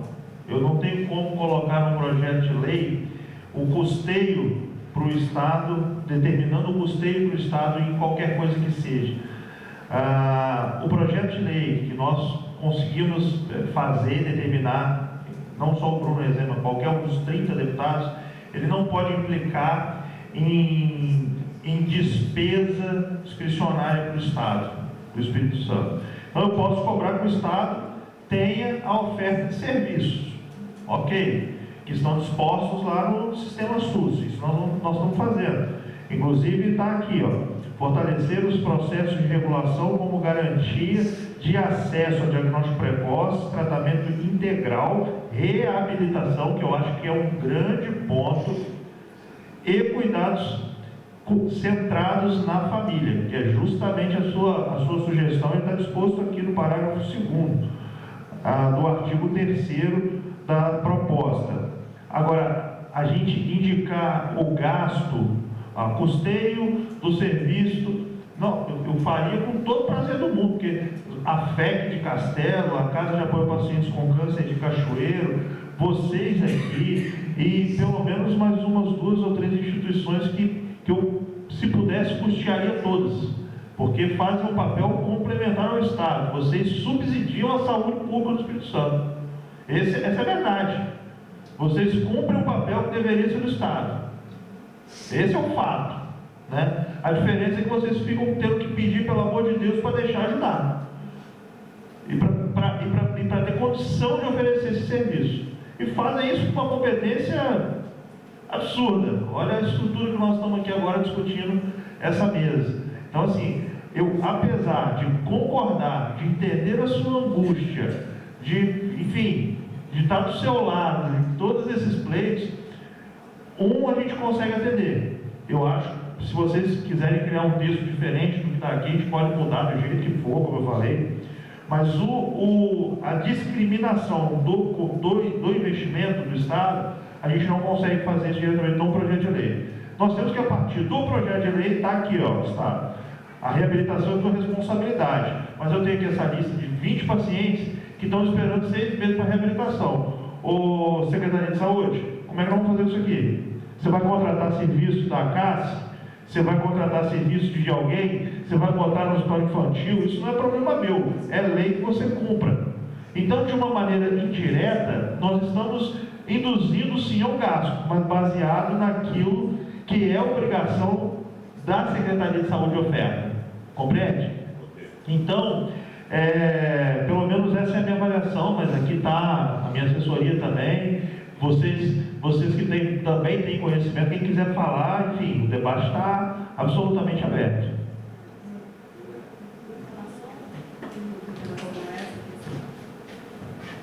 Eu acho que tem coisas que a política vai tratar e outra, a linha de cuidado vai estabelecer. Então, na hora que a linha de cuidado está sendo feita, ela vai fazer exatamente isso, em que ela vai falar desde a promoção de saúde até da reabilitação, né? Então, assim, a gente está trabalhando na linha de cuidado já há algum tempo e a gente tem visto alguns gargalos. Então, a partir do momento em que se tem alguns gargalos, é isso que ele está falando. Então, a hora de provocar. Nem tudo o centro de tratamento vai ter que fazer. Mas o que é da alçada até onde a gente vai e até onde a gente pode passar.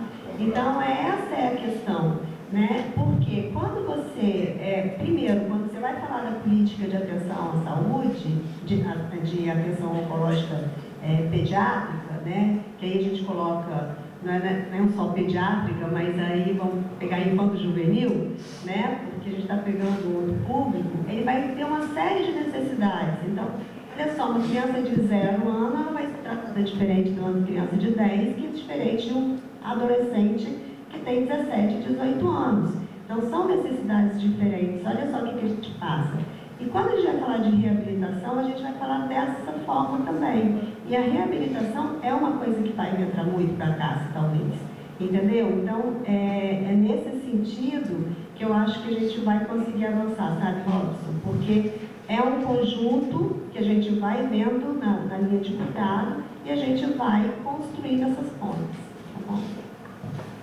É isso. Indiretamente, Robson, o que a gente está fazendo aqui quer dizer o que você está querendo dizer, tá? Só que ele não está colocando como ponto, não está dizendo para o Estado como ele vai resolver esse problema. Eu estou dizendo para ele que ele tem um problema para resolver. Por exemplo, reabilitação hoje no Espírito Santo. Onde que a gente tem um centro de reabilitação? O mais perto disso é o CREFS. Eu já fiz a visita ao CREFS. Eu conheço o CREFS. Eu estou falando, não vou ficar fazendo uma discussão sobre o CREFS, né? Mas nós precisamos evoluir o CREFS como centro de reabilitação, né? E os tumores infantis, a gente sabe que precisam muito de reabilitação. É um ponto essencial e básico, né? Eu tive essa conversa inclusive com o Miguel, que, se não me falha a memória, é lá do Rio Grande do Sul, né? Ou da região ali, tá certo? É do Rio Grande do Sul, né? Então nós estamos falando, vocês estão bem próximos aí realmente, tá? Então aqui, isso cabe sim ao projeto de lei, eu tenho que dizer para o Estado, olha, a reabilitação é tua responsabilidade. E está aqui no projeto, na lei e tal, assim. E eu tenho, como eu disse anteriormente, pacientes que não estão recebendo a sua integralidade. E aí o Ministério Público foi convidado a estar aqui também, não sei se tem algum representante, né? Mas acho que não puderam vir, mas o Ministério Público pode ser acionado. Porque tem lei que embase isso. Tá certo? E aí a gente vai ter os desdobramentos disso a partir daí. Por favor, doutor. Alô? Bem, assim, eu tenho 45 anos de oncologia. Então Inclusive, doutor Carlos Magno, eu já vou lhe conferir a palavra, porque você já ia falar dela, você já era o próximo, então você já faça seu comentário e já siga com a palavra. Então, assim, eu acompanho o seu trabalho, né? E queria inicialmente parabenizar os componentes da mesa, ali a Tereza Cristina, até o Juninho, a doutora Glaucia que estava ali já teve a palavra, mas e dizer que quando a doutora Tereza Cristina mostrou aquele último slide, é interessante, aquele tem que ser resgatado, porque né, em 2017 nós não tínhamos hospital, não tínhamos ambulatório, estava todo esfacelado, porque a gente ainda estava exprimido lá na coisa. E conseguimos um espaço muito bom dentro do hospital da Polícia Militar, quer dizer, um espaço amplo, bem setorizado, com internação definida, sala de quimioterapia bem definidos, ambulatórios espaçosos, né? Então, foi uma evolução muito grande, né, em termos assim só que a evolução ela chega num determinado momento que ela nós temos que buscar aquilo que está também sendo falado aqui, a busca pela excelência, né? Então a busca pela excelência não está difícil de construir dentro daquela estrutura, porque nós precisamos ajustar. A neurocirurgia precisa talvez ajustar, a ortopedia em termos do atendimento, não é questão de troca de profissionais, não, ajustar, que eu digo às vezes, mais profissionais para dar um atendimento melhor. Então algumas coisas precisam, alguns treinamentos estabelecidos. Naquela época nós tínhamos dificuldade de banco de sangue e radioterapia, para você ter ideia, totalmente sanado. Então assim, o que está precisando ali é um olhar diferente. E eu acho que aqui quando fala bem assim, ó, definir preferencialmente serviços atualmente habilitados em oncologia pediátrica para o tratamento do câncer infantil. Aí eu botei assim, considerar o hospital infantil, nesse momento, o único hospital credenciado, buscando habilitado e buscando nesse momento a busca pela excelência. Porque isso aqui vai ser a busca pela excelência, a gente pode até enumerar elencar alguns tópicos aqui para ter essa busca, porque eu acho que ali está o ponto inicial da oncologia do Estado. Ali, talvez, daqui a 15, 20 anos, 10 anos, você possa ter outros polos de oncologia. Mas ali é centrar ali. Ali precisa ter uma atenção. Não estamos falando de custo, não tem que estar orçado nada aqui, mas poderia ser reconhecer o hospital infantil como o único hospital de tratamento e que necessita nesse momento alguns itens para a gente buscar essa excelência. Aí poderemos discutir quais são esses tópicos, não são tão amplos, mas que podem ser deixados o restante para essa dentro da linha de cuidados. Você está entendendo? Mas ali, pelo menos, referenciar o hospital infantil. E na questão do coisa, na atendida até o hobby, poderia reconhecer também a CASSE nesse momento como um grande serviço de apoio, né, na forma como se dá a redação de um projeto que eu desconheço. Mas é parabenizar porque nunca tivemos nada igual ao que está acontecendo aqui. Então, é todo seu mérito.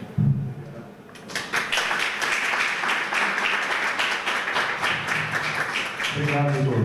Eu vou pedir para a minha equipe fazer uma consulta à Procuradoria da Casa sobre a sua indicação, porque de maneira crua e sem qualquer tipo de estudo, o credenciamento de oncologia é feito, salvo engano, federal. Então, a gente não pode criar uma lei estadual que suplante a lei federal, tá certo? Então, vamos buscar essa informação, Bruno, para a gente poder pensar num modelo.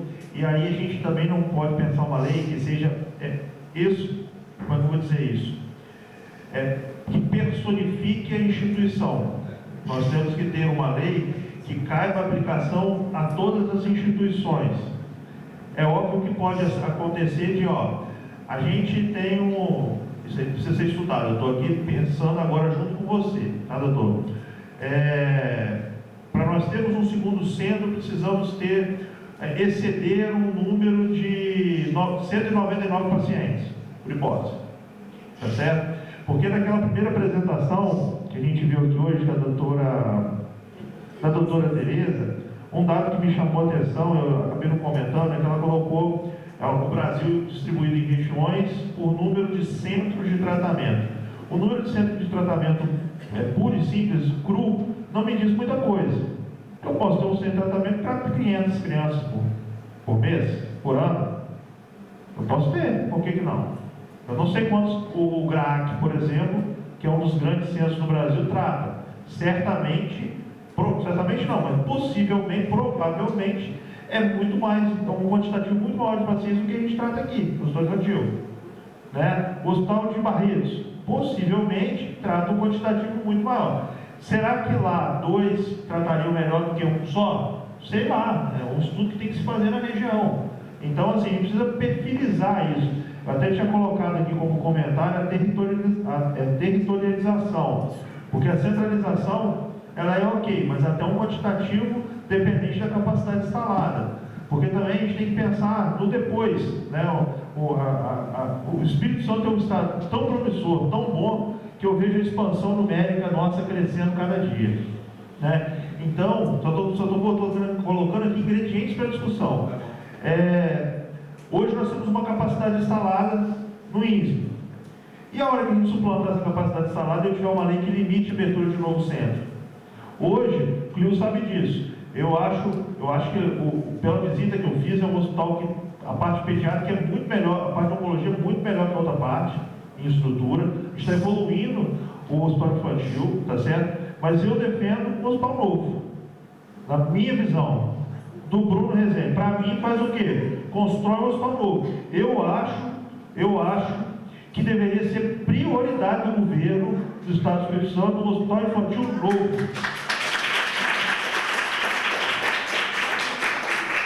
Eu tenho feito visitas na Comissão de Saúde, doutor Carlos Magno, e eu gosto de entrar no hospital e não sentir hospital, sabe? E quando é criança, tem que ser mais ainda. Eu não sei se é por causa da minha história com Barretos, você entra no hospital infantil, parece uma brinquedoteca gigantesca.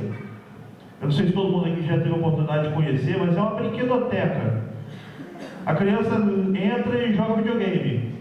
E quando eu entro no hospital infantil, eu sinto frieza. É um hospital de adulto com crianças. Então, assim, a gente precisa humanizar mais, dar calor, a minha visão, tá? Não estou desmerecendo em absolutamente nada do que você falou. Acho que é uma evolução que está acontecendo. O hospital infantil tem, falei isso já concluiu várias vezes, falei isso com o governador anteontem, tá certo? Que a gente vai lá, melhorou. A gente volta lá daqui 2 meses, melhorou mais. A gente volta depois, melhorou. Então, assim, isso é uma coisa boa, é a continuidade da melhoria. Mas falta, a gente vê lá na frente uma luz, mas a gente não chegou na luz ainda. Então, assim, eu tenho preocupação quando a gente amarra a expansão dos serviços, e pode ser feito? Pode, mas tem que ser feito de uma maneira muito responsável, para que a gente não leve a desassistência ou impeça o crescimento da medicina no Estado do Espírito Santo. Não, apenas falar que em termos nós não temos demanda reprimida, nós temos a possibilidade de um crescimento de atendimento ainda de pelo menos quase 50% dentro daquela estrutura que a gente tem. Então, assim, é só considerar esses pontos, porque por muito tempo, em termos de dimensionamento, aquela estrutura está bem contemplada. Pode saber que, se depender de mim, vocês vão poder triplicar essa demanda daqui a pouco. Por favor. Me permite.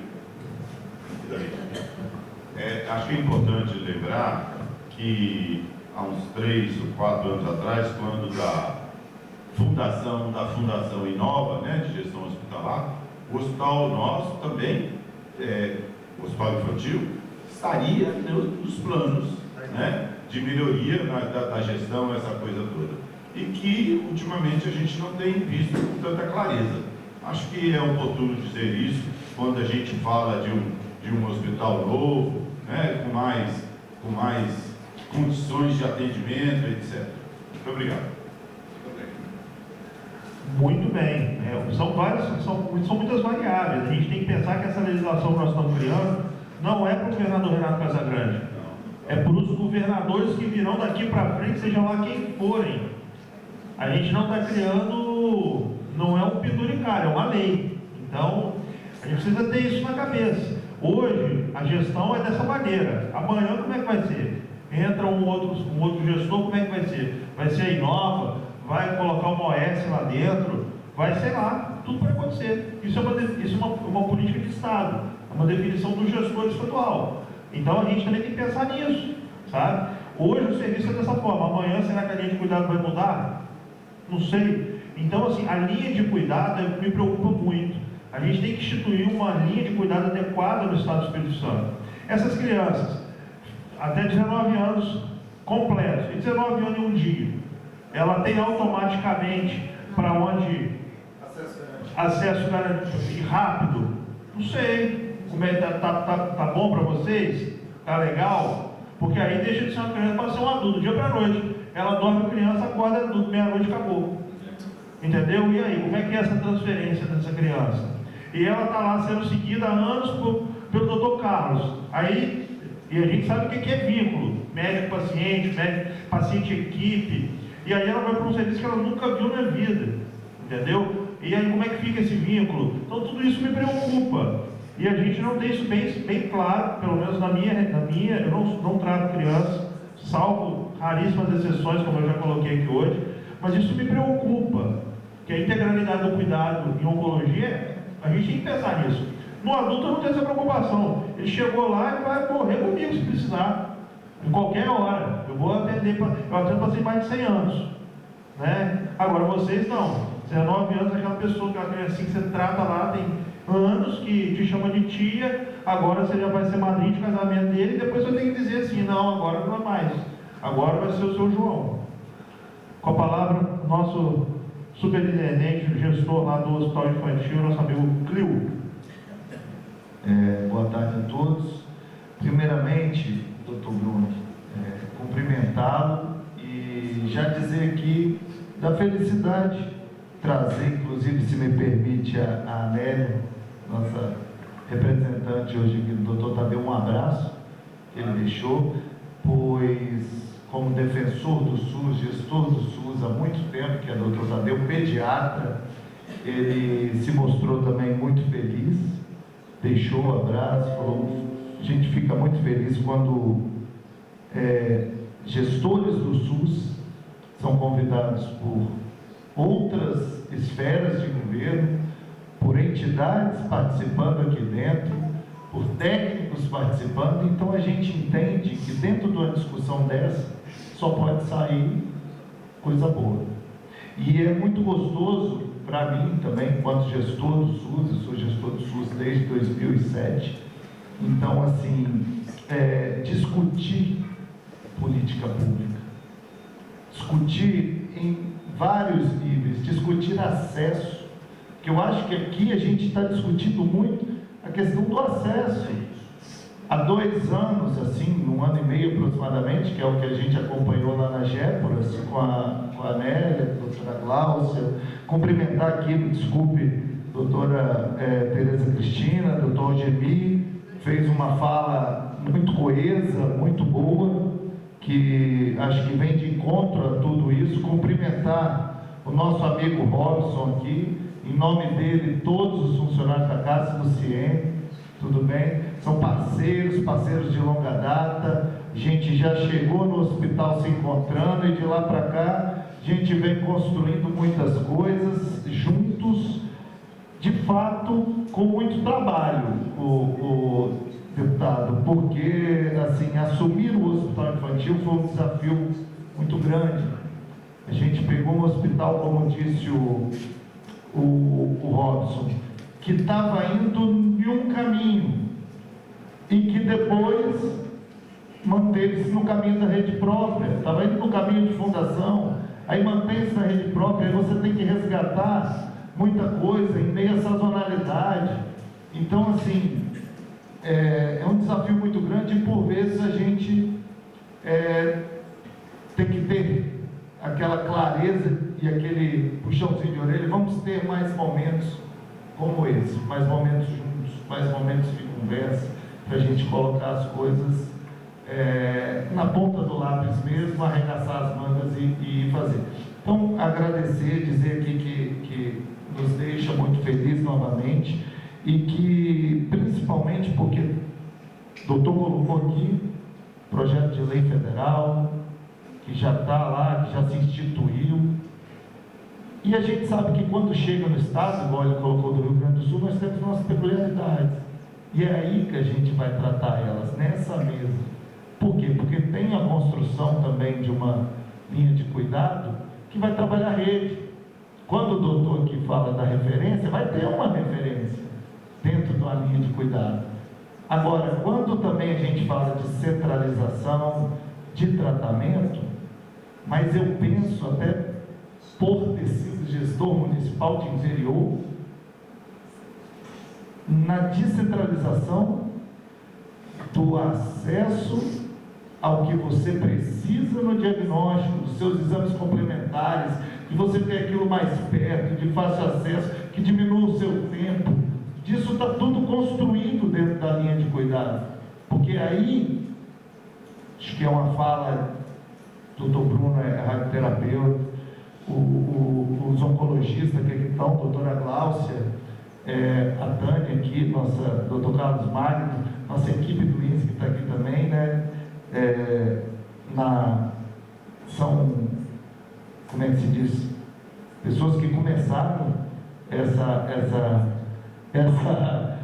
luta junto à CASSE. Não, estou falando junto à CASSE. Eu estou falando junto à CASSE, não estou falando idade de ninguém. E assim, quando a gente coloca a oncologia em debate, a gente sempre pensa no tempo. No tempo que você avaliou ou ligou o alerta de que este sintoma pode ser isso. E a partir daí você tem um desenrolar de exames complementares, de consultas, de comanejo que pode ser feito na telemedicina. E é aí que a gente pondera o tempo. E o tempo, na descentralização dos exames, na telemedicina, ele a gente tem capacidade de reduzir esse tempo de espera desse paciente, que pode ser um paciente oncológico. Mas, no mais, deputado, sem tomar muito tempo, porque a gente já vem numa discussão aí desde as 3h30, agradecer, dizer que a Secretaria, o Hospital Infantil, a gente está de portas abertas, a gente está pronto para discutir e, assim, coisas boas virão. Um projeto de lei traz força de lei, isso é importante para que isso tenha continuidade, como o deputado falou agora. Muito obrigado. Acho que até isso é uma coisa interessante a gente colocar o estímulo à telemedicina ou tecnologias similares, a gente acrescentar isso dentro do projeto de lei. Acho que é importante, Bruno, anotar e depois passar o texto para todo mundo, para eles poderem validar. Concordam? Muito bem. Então, estamos findando a nossa reunião. Alguém mais deseja fala, querem contribuir com alguma sugestão? Também não precisa findar hoje, vocês podem mandar para o gabinete as sugestões e a gente vai adicionando ao projeto de lei e toda modificação que for feita a gente vai passar para vocês. Você também vai falar um pouquinho, né? Tá bom. Então, deixa eu só citar aqui a presença da doutora Virgínia de Nóbrega, que está nos acompanhando online. Da doutora Valéria Coleto, também online. Muito obrigado às duas por estarem conosco. Tá certo? Por favor. Boa tarde a todos. Deputado, quero agradecer o convite da Secretaria de Saúde. E o Silvio já falou muito bem, né, no comunicado aí do doutor Tadeu. E a nossa equipe está trabalhando aí na linha de cuidado, né, na oncologia pediátrica, como também na atualização da linha de cuidado da oncologia de adultos. Então, quero parabenizar a iniciativa, realmente muito válida. Nós estamos de portas abertas, dispostos a sentar, conversar, discutir, e agradeço muito essa iniciativa, tá bom? Um prazer muito grande, o doutor Tadeu sempre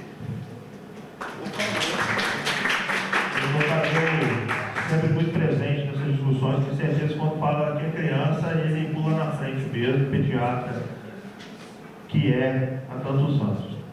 Bom, agradeço a todos vocês, agradeço mais uma vez, presidente Acácio, por nos receber de maneira tão calorosa.